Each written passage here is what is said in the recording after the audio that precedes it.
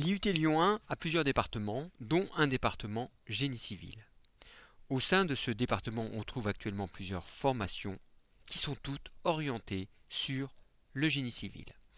Je vais dans un premier temps vous donner un certain nombre d'informations sur le génie civil à proprement parler, et puis sur les enseignements généraux qui sont délivrés pour obtenir un but GCCD, c'est-à-dire un bachelor universitaire de technologie en génie civil construction durable. Par génie civil, on entend plus précisément le BTP, à savoir le bâtiment et les travaux publics. Les étudiants ont pour vocation à travailler dans le futur, soit dans des entreprises de bâtiments, soit dans des entreprises de travaux publics. Toutefois, ils iront dans ces entreprises soit pour avoir une expérience ou pour avoir un travail de terrain, c'est-à-dire en chantier, ou alors pour effectuer un certain nombre d'études. Ils pourront alors travailler dans des bureaux d'études, dans des bureaux d'ingénierie ou éventuellement dans des bureaux d'architecture.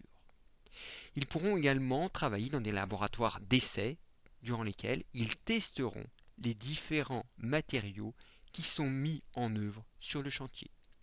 Ils pourront également travailler pour des services techniques de collectivité, voire des entreprises ou des organismes totalement inattendus en quelque sorte, ça peut être chez les pompiers ou éventuellement au service des infrastructures de la défense. Le chiffre d'affaires total du BTP est très important puisqu'il représente 7,5% du PIB français. Les 3/4 venant du bâtiment, le quart restant venant des entreprises de travaux publics.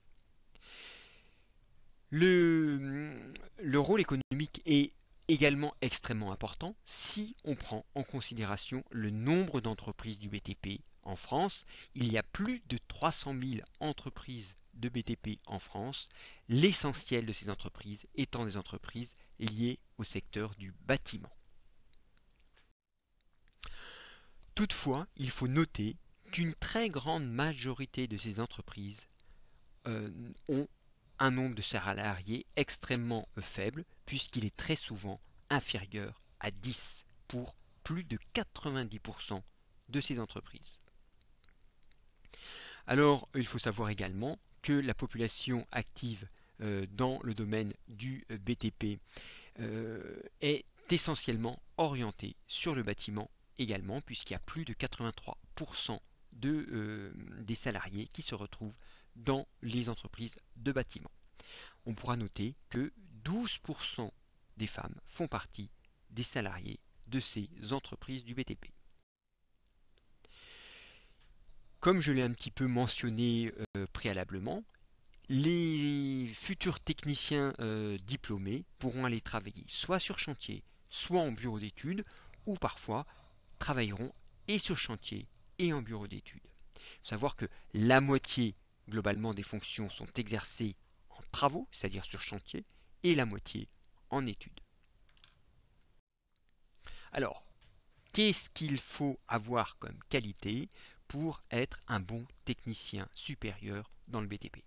Alors, la plupart de ces qualités sont analogues à énormément de métiers, en particulier les compétences techniques, le sens des responsabilités, avoir une très forte aptitude relationnelle, puisqu'il est obligatoire de travailler en équipe, mais ce métier est un métier en perpétuelle évolution. Il faut donc avoir un esprit d'initiative très fort et également une très grande ouverture d'esprit. À l'IUT, pour faire en sorte que nos étudiants atteignent le niveau de technicien supérieur, nous sommes une équipe de 33 enseignants. Nous sommes également accompagnés d'un grand nombre de vacataires professionnels qui sont donc directement issus des métiers qu'exerceront nos étudiants ultérieurement. Nous avons également un très grand nombre de bancs d'essai et les moyens évoluant, nous avons dédié 9 de nos salles à être utilisées en tant que salles informatiques dans lesquelles nos étudiants utilisent les logiciels couramment utilisés par la profession. Et bien évidemment, un des grands intérêts d'un IUT, c'est son très fort réseau relationnel d'entreprise, ce qui nous permet d'ailleurs d'avoir nos professionnels vacataires, d'une part, et également d'avoir relativement facilement des stages pour nos étudiants. Ce réseau est en partie constitué des anciens DUT qui sont sortis dans les 10, 20, 30 dernières années. Le but est un cursus qui va démarrer pour la première fois à partir de septembre 2021. Si on regarde le décret qui a régi l'élaboration de ce cursus se fera en 3 ans avec 2000 heures d'enseignement, 600 heures de projets tutorés, un maximum de 33 heures par semaine d'enseignement. Et il faut savoir, et c'est extrêmement important, qu'au moins 50% des enseignements seront des enseignements pratiques, dans lesquels on essaiera très souvent de les mettre en situation professionnelle. Cette situation professionnelle sera en outre renforcée par le grand nombre de semaines de stage, puisqu'ils auront à faire sur les 3 années 26 semaines de stage. Il sera également possible d'effectuer son cursus en alternance, non pas sur la première année, car en première année, nous n'offrirons pas d'alternance, mais peut-être dès la 2e année, mais à coup sûr à partir de la 3e année.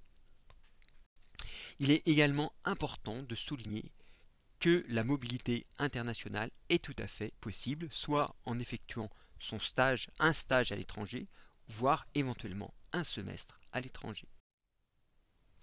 Alors comme je l'ai mentionné, plus de 50% des enseignements devront être pratiques, ce qui induit obligatoirement que la part réservée aux cours magistraux et aux travaux dirigés doit être inférieure à 50%. Donc plus de 50% pour les travaux pratiques et les projets.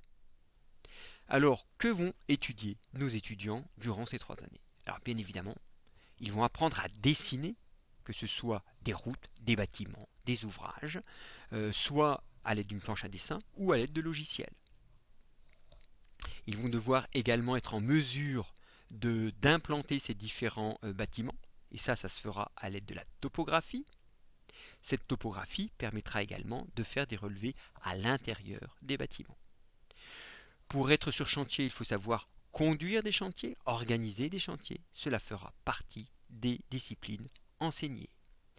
Ils auront nécessairement besoin de connaître les différents matériaux de construction ainsi que les matériaux sols sur lesquels va reposer les ouvrages, ce qui est en particulier ce qui est étudié en cours de géotechnique.